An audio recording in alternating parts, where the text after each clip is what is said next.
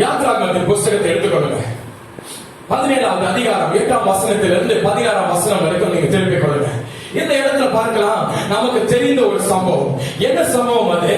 யெகோவா நிசி ஆகிய கிறிஸ்துவை வெளிப்படுத்துகிற ஒரு சம்பவம். ஹல்லேலூயா, ஹல்லேலூயா, ஹல்லேலூயா. யெகோவா நிசி என்றால் என்ன? ஜெயக்கொடி. ஜெயக்கொடி பிடிச்சவங்க இப்படி ஹல்லேலூயா சொல்ல மாட்டாங்க. ஹல்லேலூயா. யெகோவா நிசி என் ஜெயக்கொடி. சேர்ந்து சொல்லுங்க, யெகோவா நிசி என் ஜெயக்கொடி. ஹல்லேலூயா, ஆமென் ஜீசஸ். ஹல்லேலூயா. வேதத்துல பார்க்கலாம், இந்த யெகோவா நிசியை குறித்து அந்த ஒரு சம்பவம் நான் பார்க்கலாம். 8வது வசனத்திலிருந்து 16ஆம் வசனம் வரைக்கும் நீங்க திருப்பிக் கொள்ளுங்க. 1776ஆம் ஆண்டு நடந்த ஒரு சம்பவத்தை உங்களுக்கு நான் சொல்றேன். பிரிட்டிஷ் காலனிஸ் அமெரிக்கா தேசத்தை ஆக்கிபை பண்ணியிருந்தாங்க.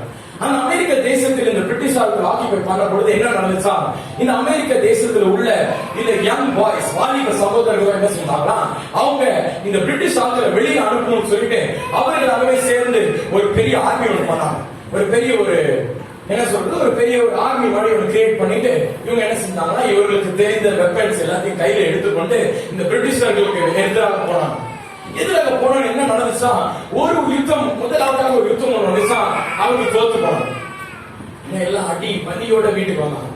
வீட்டுக்கு வந்து எல்லாருக்கும் வீட்டுல ஒரே கவலை, ஐயோ நான் ஒரு முதல் யுத்தத்தை நாங்க தோத்துட்டோங்க, எப்படியாவது இந்த ஆங்கிலேயர்கள் இந்த பிரிட்டிஷர்ஸ் இந்த அமெரிக்க தேசத்தை விட்டு வெளியே அனுப்பலாம்னு பார்த்தா எங்களுக்கு we failed அப்படின்னு சொல்லிட்டு கண்ணீரோடு கூட வீட்டுக்கு வந்தாங்க. 2வது முறை என்ன செஞ்சாங்கன்னா, நம்ம கொஞ்சம் பெரிய பெரிய கேப்டன்ஸ் நான் கூப்பிட்டோம்னு சொல்லிட்டு ஒரு பெரிய பெரிய கேப்டன்ஸ் எல்லாத்தையும் படையில சேர்த்தாங்க. சேர்த்து இன்னும் பெரிய கூட்டமா என்ன பண்ணாங்க, சேர்த்து போனாங்க. ஆனா அந்த நேரமும் 2வது தடவை என்ன ஆச்சா, அவங்க அந்த பேட்டில் நடந்து கொண்டிருக்கும் போது, அந்த யுத்தம் நடந்து கொண்டிருக்கும் போது என்ன ஆச்சா, ஒருவராக கீழே காயப்பட்டும் அடிபட்டும் ரத்த வெள்ளத்திலும் மறித்தும் கீழே விழுந்து கொண்டே இருந்தாங்க இந்த அமெரிக்கன்ஸ்.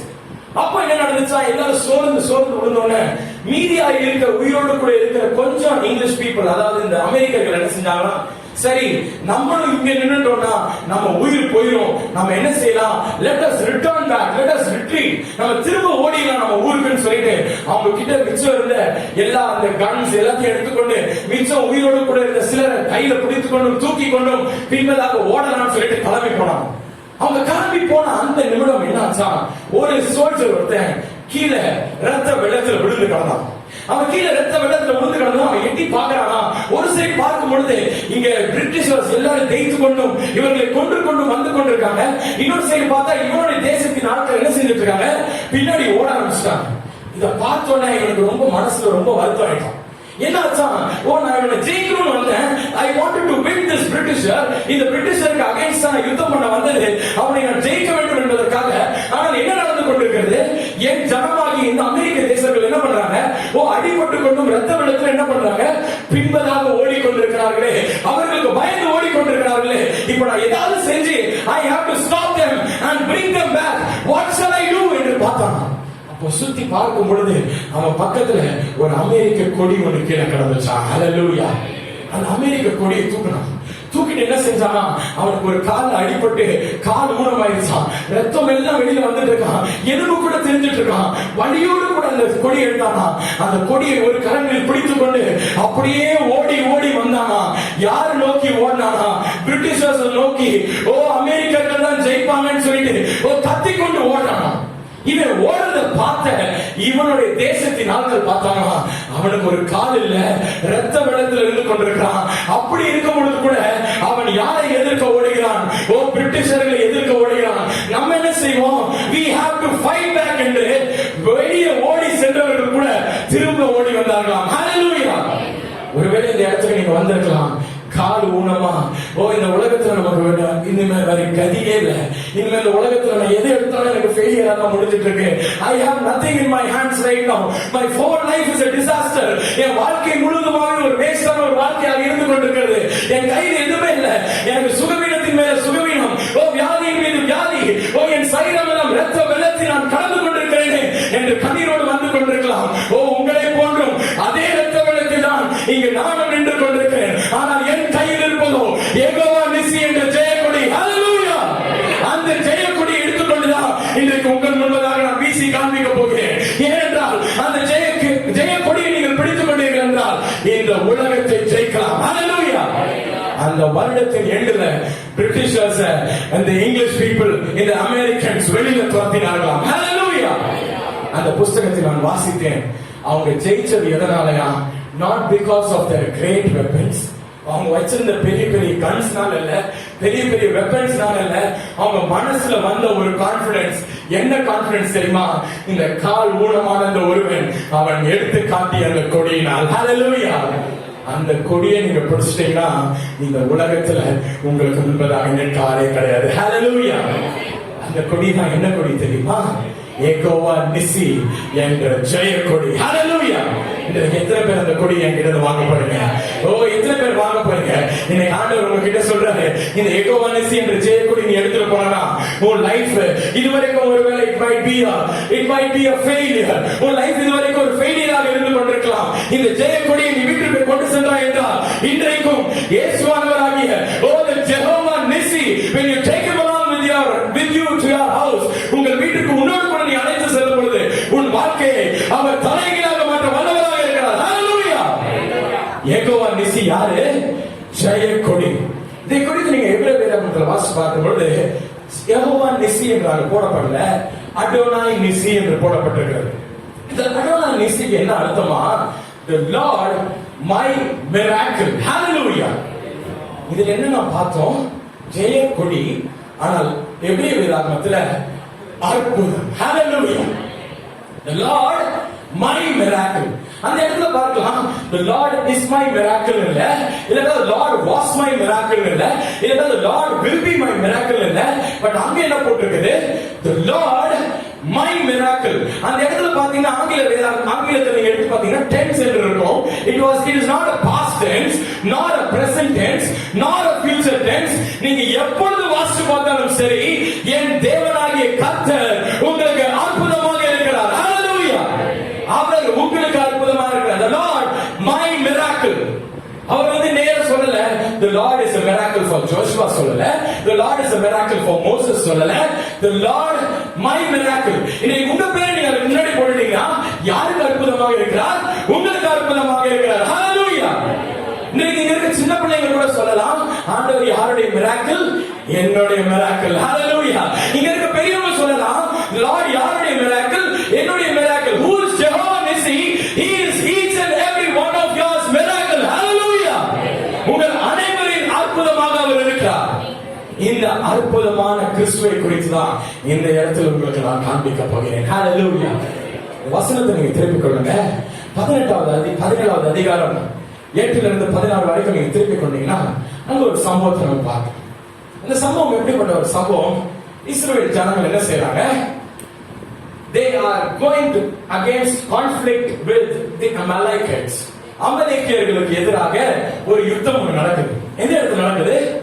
ரெஃபிதீம் என்ற ஒரு பிளேஸ்ல யுத்தம் நடந்து கொண்டிருக்கும் போது திடீர்னு மோசஸ் காலையில் இறங்கி வந்து சொல்றாரு, ஓ யோசுவா இங்க வா, நீ என்ன பண்ணு?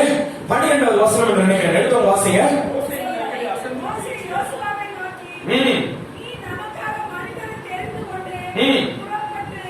மனிதர்களை நமக்காக எடுத்துக்கொண்டு புறப்படு. Take men and go அப்படின்றார்.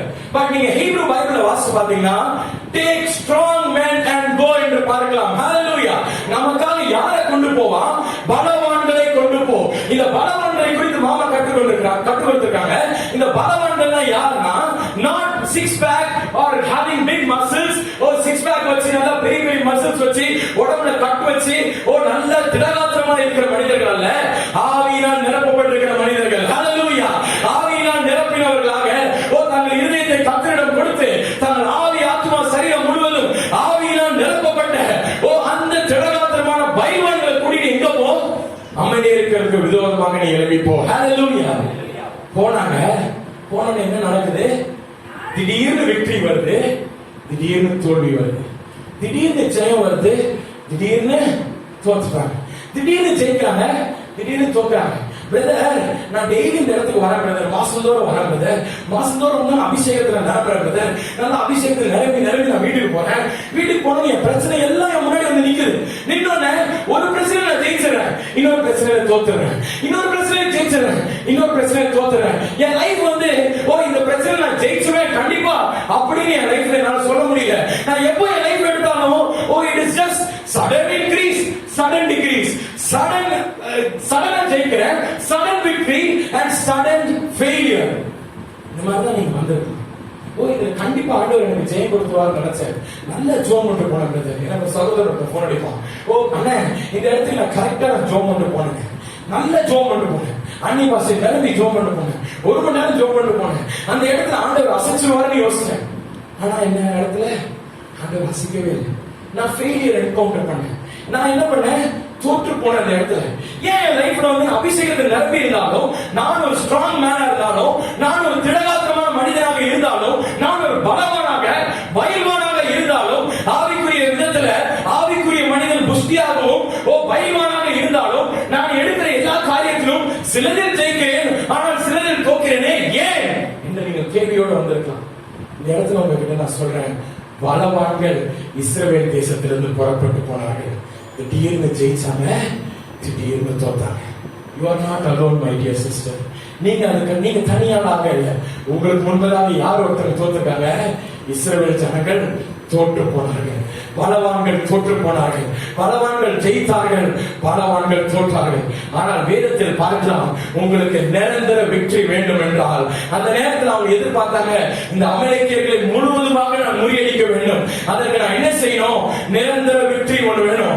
ஆரோனும் ஊரும் நினைச்சாங்க, கண்டிப்பா நான் ஜெயிச்சாகணும், இந்த பேட்டில் இந்த யுத்தத்துல அமலேக்கியரை நான் முறியடிக்க வேண்டும், அதுக்கு நான் கண்டிப்பா ஜெயிக்கணும், அதுக்கு நான் என்ன செய்யணும், மோசேயை கொண்டு போய் ஒரு கல்லின் மீது கிடத்தினார்கள். ஹல்லேலூயா.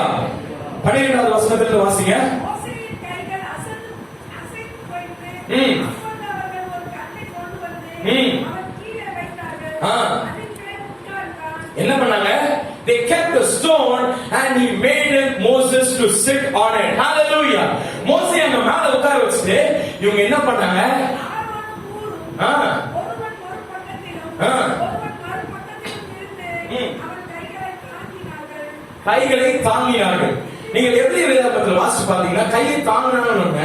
இதுவரைக்கும் நான் என்ன யோசிச்சேன், இப்ப கூட ஆண்டி அழகா காமிச்சாங்க, கையை தாங்கினார்கள். நோ, கையை தூக்கினார்கள் தான் இது. எப்படி வேதாகம் என்ன பண்ணாங்கன்னா, கொண்டு போய் பிரைசன் இந்த 3 பேர் கொஞ்சம் வாங்க. Let me show you with an example. சீக்கிரம் ஃபாஸ்டா ஓடு. மூத்தவன் உள்ள போய் மோசேஸை கிடத்திட்டாங்க.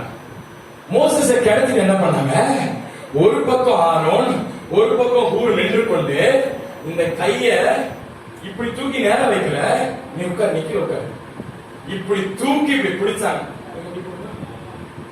தூக்கி இப்படி தோல்ல வச்சுட்டு இருந்தாங்க. Hallelujah. They made Moses to stay there in the shape of a cross. Hallelujah. சிலுவை வடிவத்தில் மோசேயை நிப்பாட்டிட்டு இவங்க 2 பேரும் என்ன பண்றாங்க, தோல்ல தாங்கி பிடித்தார்கள். அவங்க தூக்கல, அவங்க என்ன செஞ்சாங்க, தாங்கி பிடித்தார்கள். தேங்க்யூ. தாங்கி பிடிக்கிறார்கள். என் அன்பு சகோதரனே சகோதரியே, விக்டரி உனக்கு வர வேணும்னா நீ கையை தூக்கி ஆண்டவர்கிட்ட, ஆண்டவரே ஃபாஸ்டிங் இருக்கிற ஆண்டவரே, இத்தனை மணி நேரம் நான் ஜெபம் பண்றேன் ஆண்டவரே, இத்தனை மணி நேரம் நான் வேதத்தை வாசிக்கிறேன் ஆண்டவரே, உமக்காக இத்தனை நாட்கள் நான் பெனன்ஸ் பண்ணி கொண்டிருக்கிறேன் ஆண்டவரே. இது எல்லாம் நல்லதுதான். ஆனா வெற்றி உனக்கு வேணும்னா இது மட்டும் நீ பண்ணிட்டு இருக்க கூடாது. உனக்கு யார் தேவை? இயேசுவானவர் சிலுவையில் அறையப்பட்ட வண்ணமாக உன் வாழ்க்கையில் வரும் பொழுதுதான் உனக்கு ஜெயம் வரும். ஹல்லேலூயா. யெகோவா நிசினா அதுதான். யெகோவா நிசி ஜெய கொடினா என்னது? When the holy Jesus comes into your life in a crucified manner. Hallelujah. உன் பிரச்சனைக்கு முன்பாக அவர் வந்து நிற்கணும். அத்தனை நாட்கள் என்ன நடந்துச்சு? அத்தனை நாட்கள் அவர்கள் எல்லாம் அபிஷேகம் பெற்றவர்கள் தான், ஆண்டவருக்கு நேராக நடந்தவர்கள் தான், பைல்வான்கள் தான், தெரிந்து கொள்ளப்பட்ட ஜனம் தான். இதே very close to the Lord. மாமா ஒரு தடவை சொல்லிருக்காங்க, அந்த பைல்வான்களுக்குள்ள யார் இருந்தாங்க? அந்த பலசாலிகளுக்குள்ளாக தீர்க்கதரிசிகள் கூட இருந்தாங்க. ஆனா அந்த தீர்க்கதரிசிகள் கூட தோற்று போனார்கள். எப்ப தோற்று போனாங்க? சிலுவையில் அறையப்பட்ட வண்ணமாக மோசே அந்த இடத்துல நிற்கிறதுக்கு முன்னாடி, ஹalleluya, when Moses was made to sit on a stone, ஒரு கல்லின் மீது மோசேயை கிடத்தி ஆரோனும் ஊரும் அவர் கையை இப்படி தூக்கி பிடிச்ச பிறகு என்ன பண்றான் யோசுவா? அவன் திரும்பி பார்க்கிறான். ஹalleluya. யோசுவா யாரை திரும்பி பார்க்கிறான்? He saw Moses who was standing there with his hands open wide on the mountain. Then he saw that and they acquired the victory. Hallelujah. வெற்றி எதுல தெரியுமா வருது?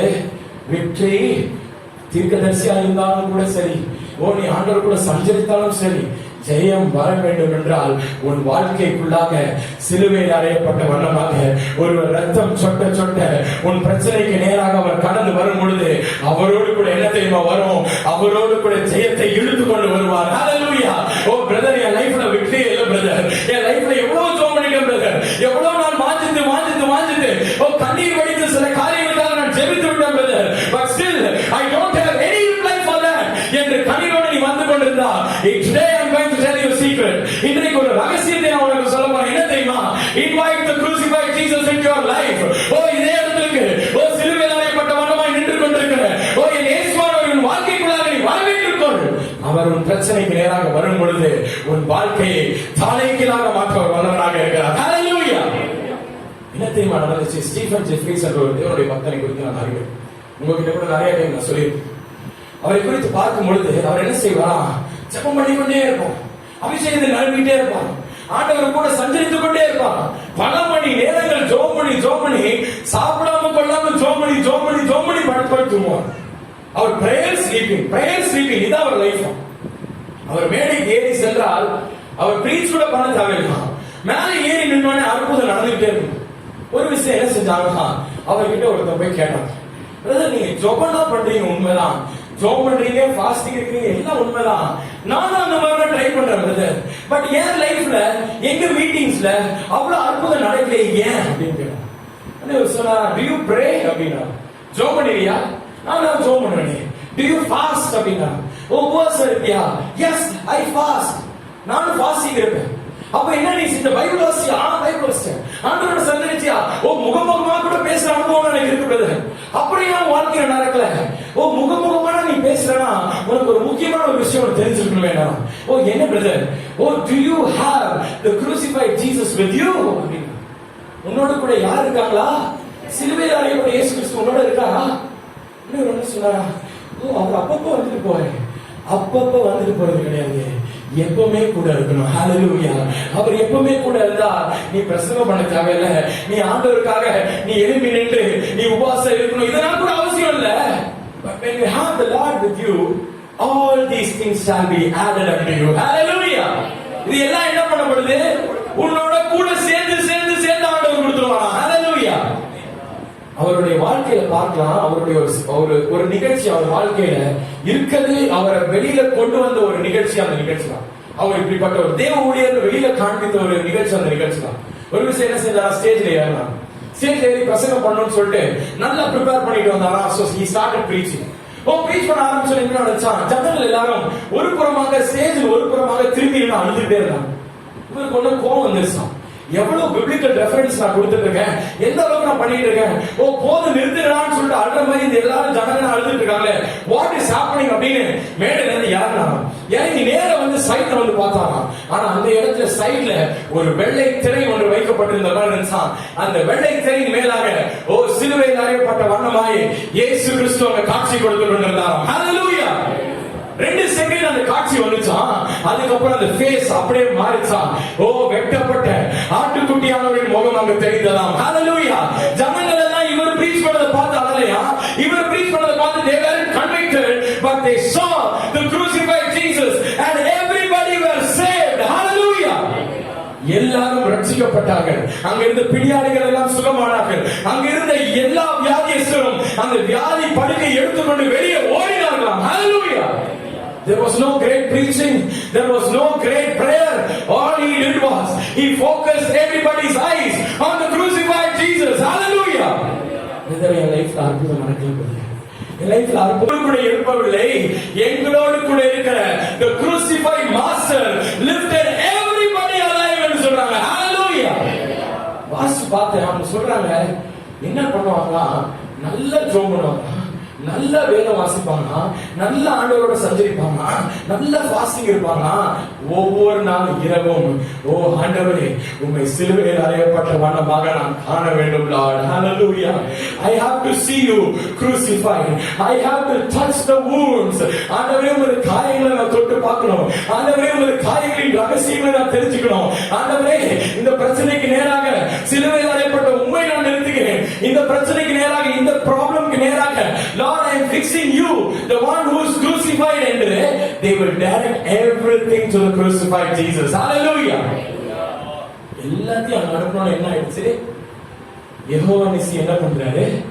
கொடி எடுத்துட்டு வந்துடுறாரு. ஹalleluya, ஹalleluya.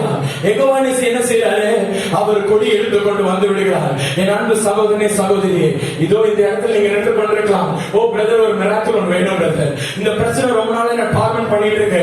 ஓ இந்த காரியம் ரொம்ப நாளா எனது ஆவிக்குரிய வாழ்க்கையை குலைத்துக் கொண்டிருக்கிறது. ஓ இந்த உலக பிரகாரமான காரியம் எனக்கும் கர்த்தருக்கும் நடுவாக ஒரு பிளவை ஏற்படுத்தி கொண்டிருக்கிறது என்ற அநேக காரியங்களை குறித்து இருதயத்தில் வருத்தப்பட்டவர்களாக, இருதயம் நொறுங்குண்டவர்களாக இதோ இந்த இடத்துல நீங்கள் கடந்து வந்திருப்பீர்கள் என்றால், இன்றைக்கு உங்கள் பிரச்சனைக்கு நேராக ஒரு சிலுவையில் அறையப்பட்ட இயேசு கிறிஸ்துவை இப்பொழுது நீங்கள் நிப்பாட்டும் பொழுது ஆண்டவர் அந்த பிரச்சனையிலிருந்து உங்களை வெளியில கொண்டு வர மட்டுமல்லாமல் அந்த பிரச்சனை இல்லாமல் ஆக்க வல்லவராக இருக்கிறார். ஹalleluya. அதுக்கு அடுத்த வசனத்தை வாசிங்க, 16th verse.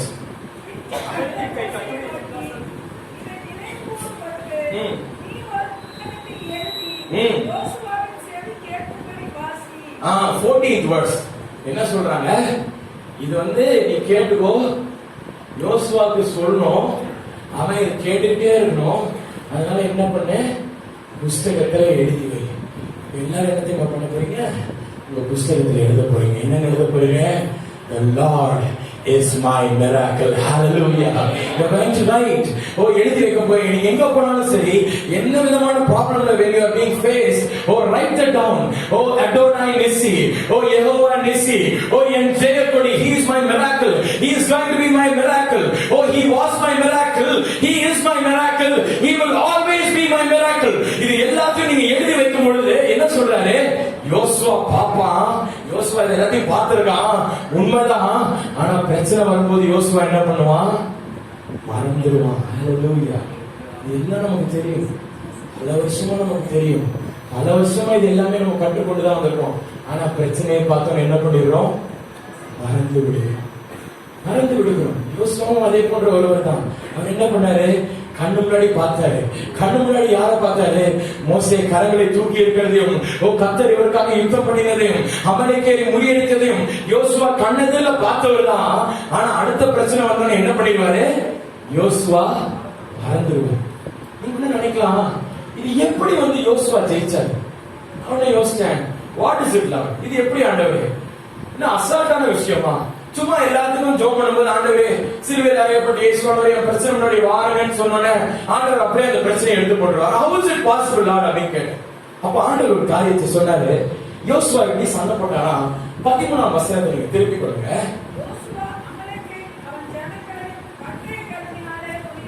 பட்டே கருக்கிறார். யாரா இங்கிலீஷ் வேர்ட் பேசுறீங்களா?